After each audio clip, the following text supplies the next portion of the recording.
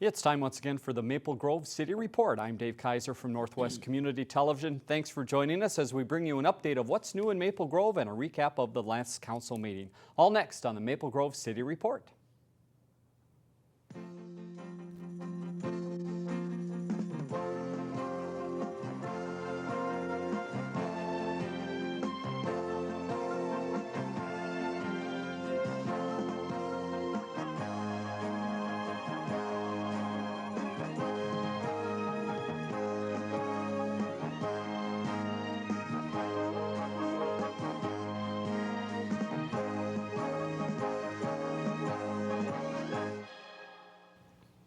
And thank you again for joining us on the Maple Grove City Report. Joining us, Al Madsen, Maple Grove City Administrator. Welcome again, Al. Thanks, Dave. He's got the notebook full of information from the City of Maple Grove. Understand the last council meeting, September 4th, was a rather short meeting, just under a half hour. Correct. So we'll get to that in just a second, but first some things happening around town, and there is a open house coming up that has been rather long awaited, and I know some staff people in the city are very happy about this. Tell us about what's coming up on September 22nd.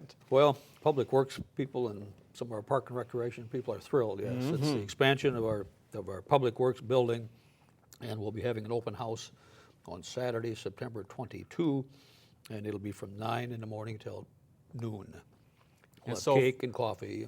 For people that don't know what to expect, what do you see inside a Public Works building? What's the main attractions?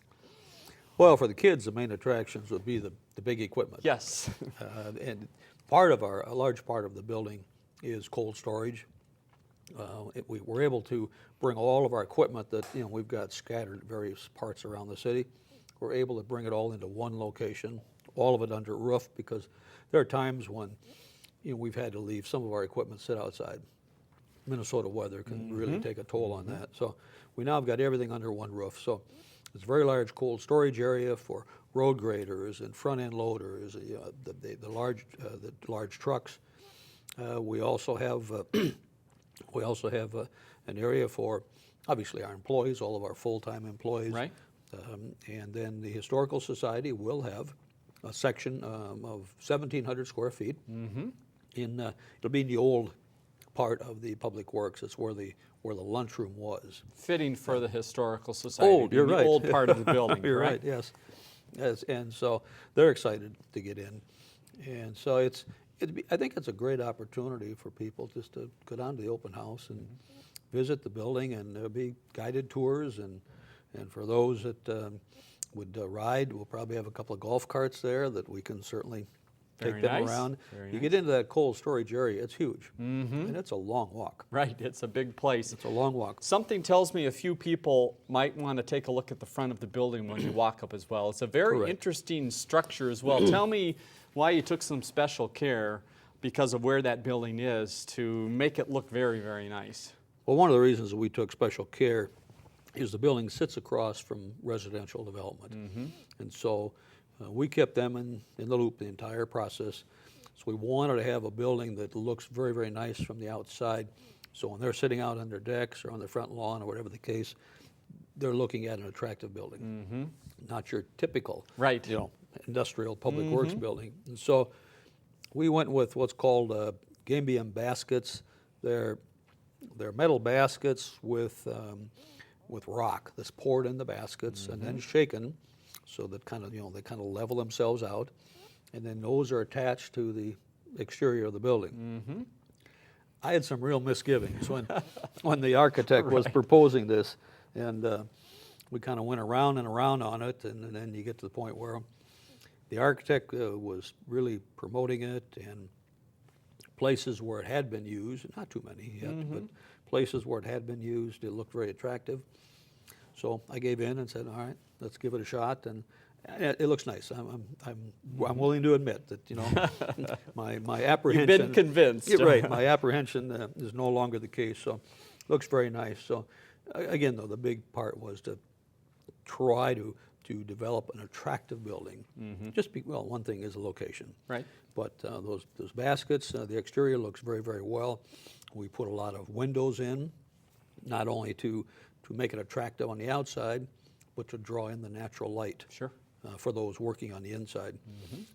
And so Our mechanics are thrilled because they now have bigger work bays, but they also have light coming in through windows. We dressed up the doors, and so the doors look very nice. Overall, I think the project looks very, very good, so I'm very happy with it.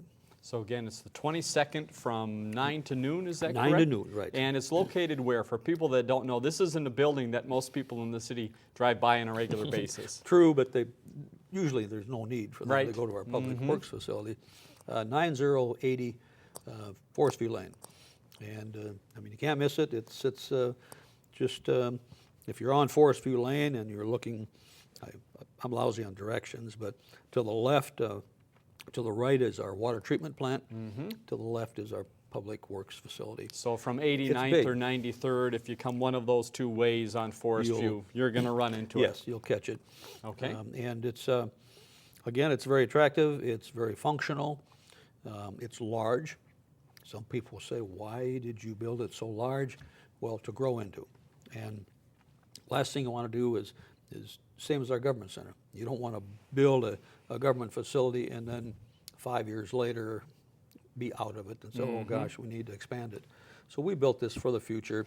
And again, one of the nice things is we're able to draw all of our equipment that we've had stored in various parts of the city all under one roof. When That'll was be the nice. existing building built? The old part of it, as we call it now. Do you remember when that was? Would that have been in the 80s? Oh, 70s? I'm thinking that I'm thinking it goes back into the early 70s. Okay. Yeah, I think the old part is probably a good 45 years old. Okay, so it's lasted a so few years, so that whole it theory of has. building for the future, this is going to last a long time. It will, and the nice thing is also that it's a great facility for our employees down there. Not only the mechanics, but everybody else down there. It gives them a far better working environment. Plus, it's a lot more functional and a lot more efficient. So. All right, so we It's a hope good people investment. can stop by, take a look at that fine facility. Absolutely. Other things happening in Maple Grove, we occasionally bring up the number 610 in our discussions, and it's coming up again. Tell us a little bit about why 610 has been talked about recently. We recently met with Congressman Eric Paulson, and he's been very, very helpful in our efforts for funding for 610. So we held a meeting with him about 2 weeks ago, and it was more of an update meeting because there have been some adjustments to the layout of the last 2.5 miles. And so, again, Congressman Paulson's been very instrumental in finding us funding. Also, he's been instrumental in working with MnDOT. There always seems to be some pot of money that MnDOT seems to have. Which, Okay, that's good to hear. Which, they'll say they don't, and then lo and behold, well, here's a few million here. And then Congressman Paulson also talked about some federal funding that may be coming from the Obama administration. It's funding that was set aside for what was then called earmarks. Many of the states have not used it, and so the president has said, use it or lose it. Okay. If you aren't going to use it, it goes back into this big pot of money, and then each individual state, based on per capita, can draw from that. So we're hoping that we can tap into some of that because there are, I think I heard the number of about 476 million or something like that is available. And so we're hoping that we can get some of that to keep going on 610. So Okay. Congressman Paulson has helped us on that, as well as helped get us a few million here and a few million there. So. All right, we will keep folks up to date as we continue looking at 610 and seeing what's going to happen with that in the future. Campaign season is upon us, and you might see a sign or two popping up, and you have just a little friendly advice for those that are running for office of where the signs can and cannot go and what the city does if they're in the wrong spot.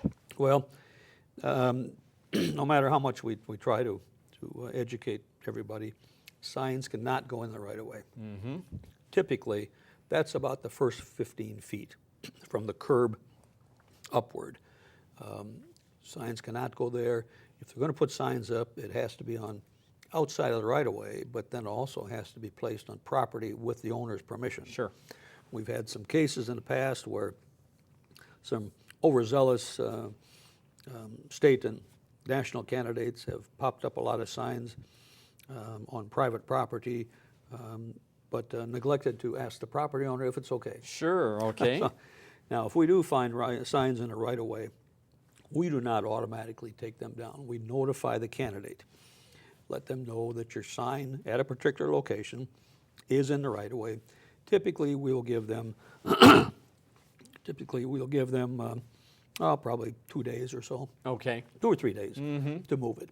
If it's not, then we'll take it down, and then we'll store it either at the government center or down at Public Works, and then during the open hours, the candidate come there and pick up the sign. Sure. So, But it's not something that you're spending 8 hours a day yourself driving No. around looking for signs, No. or the city does not really look for signs, but when you happen to be driving places in the city and notice them, right. then you start the process. That's correct. And in some cases, an opponent of Oh, candidate sure, A. okay. I can Yeah. see where that And might happen. Candidate B will call and say, candidate A's sign is in the right of way. And so, and that's actually most of the time when Sure. we find out. Makes sense. Is when one of the opposition calls.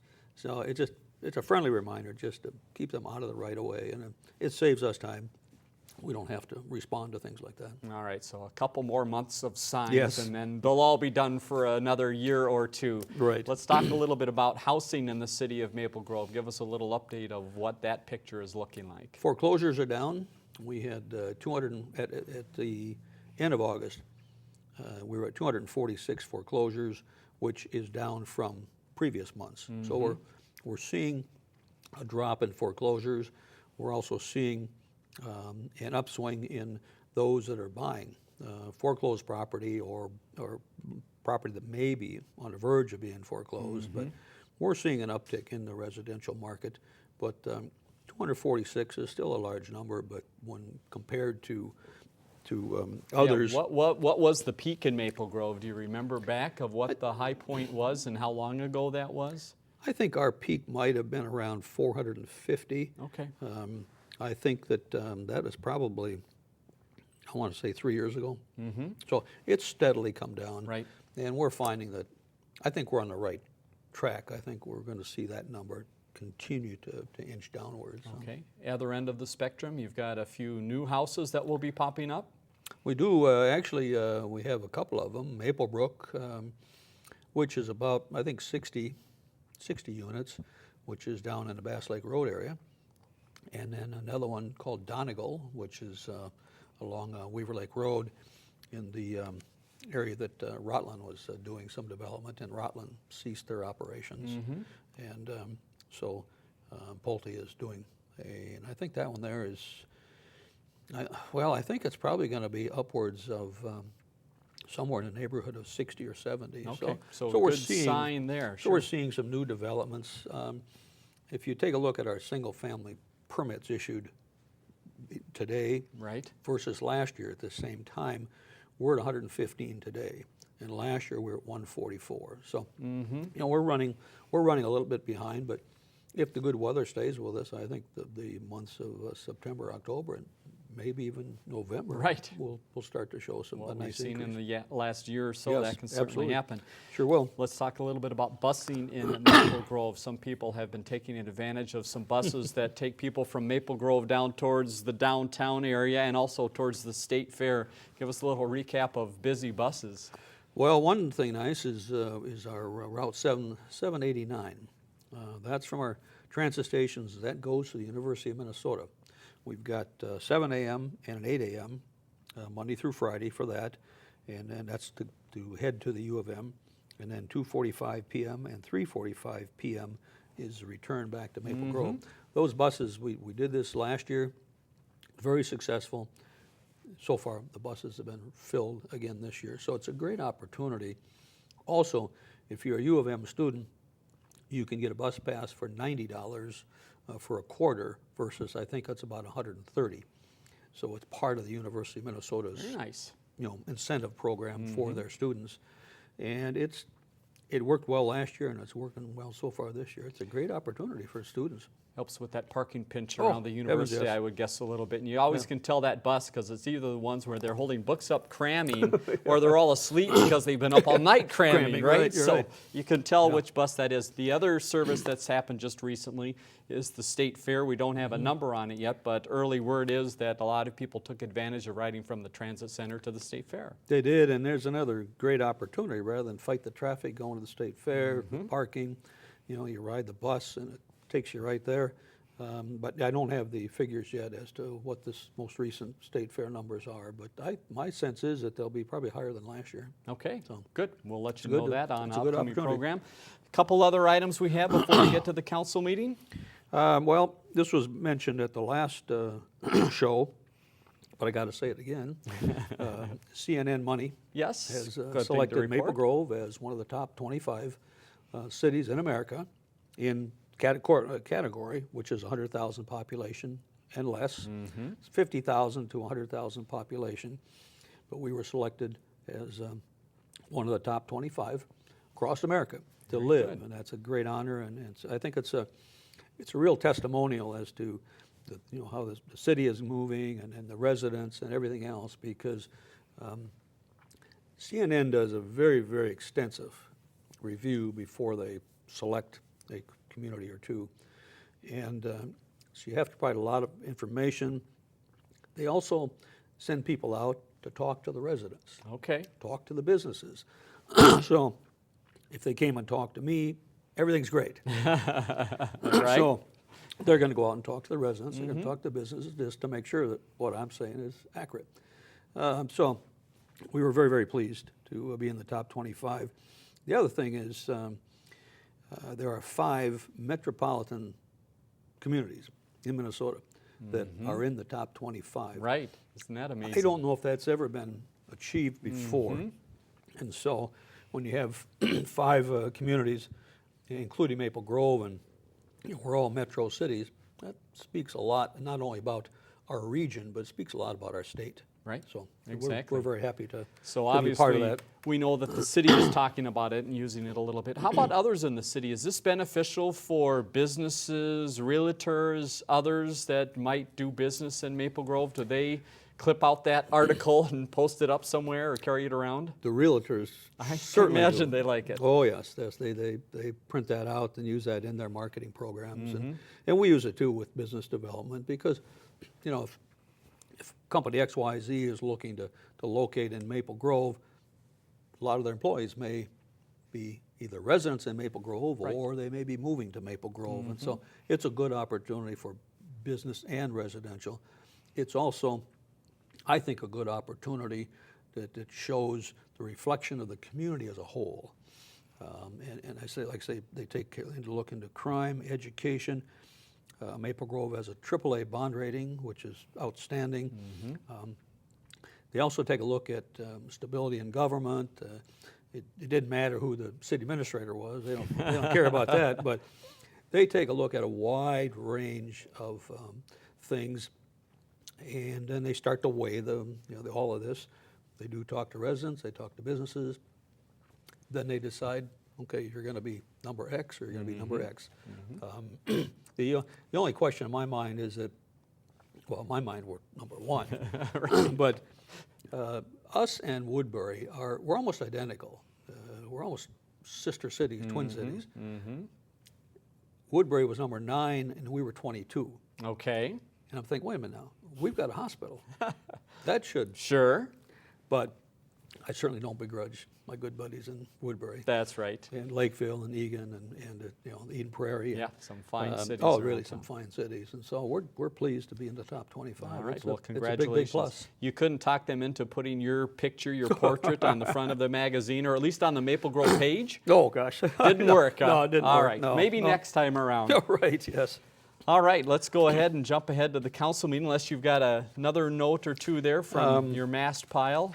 Well, I guess just I want to commend our police officer, Mike Hellman. Mike Hellman was injured in the line of duty last December, and he was going to be awarded the Military Order of the Purple Heart. Now, this is not the the Purple Heart that the Department of Defense gives out. Okay. But it is a Purple Heart that the military order gives out for law enforcement, firefighters, things like that, that have gone above and beyond the duty. And so Officer Hellman, who was injured last December, is going to be presented with the military order, the Purple Heart, and that'll be in October. And so we're very, very happy about that, and just it's a fine honor for Mike. He certainly has gone through quite a bit. I guess maybe just a couple other things. The farmers market continues to just boom. 2,500, 2,600 people a time are over there. Just continues to go very, very well. The former Kentucky Fried Chicken site, which is along Weaver Lake Road, just up from Wright Hardware. There's a developer that appears is going to acquire that property and take down the building and put up an 8,000 square foot multi-tenant retail building. That will be nice because that KFC building has been vacant for 7, 8 years.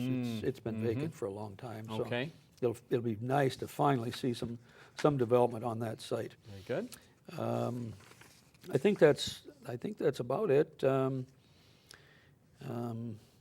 Beyond the Yellow Ribbon organization is always looking for members, and so we encourage if anybody's interested in joining. And this is to help military personnel who are coming back from parts of the world. Right. And it's a wonderful organization, and so we're just happy that our city can be a part of this. It's a separate. It's not a city organization. It's a freestanding, but we do participate in it, and we do help them out with meeting rooms and some clerical staff and things like that. But it's just a great opportunity. So I would encourage anybody that if you're a veteran or a non-veteran, if you're interested in providing some kind of a service to our veterans that are returning home, this is it. Great, and the place to find out that and a lot of other information is on the city's website. We'll give you that address at the end of the program. You bet. Council meeting, again, under a half hour. What were some was. of the highlights from the meeting on the 4th? We did set a public hearing for Redstone. Redstone, as you know, has acquired the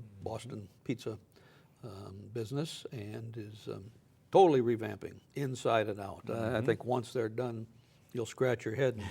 What did it look like before? And so they probably will be opening, they're saying maybe the end of October.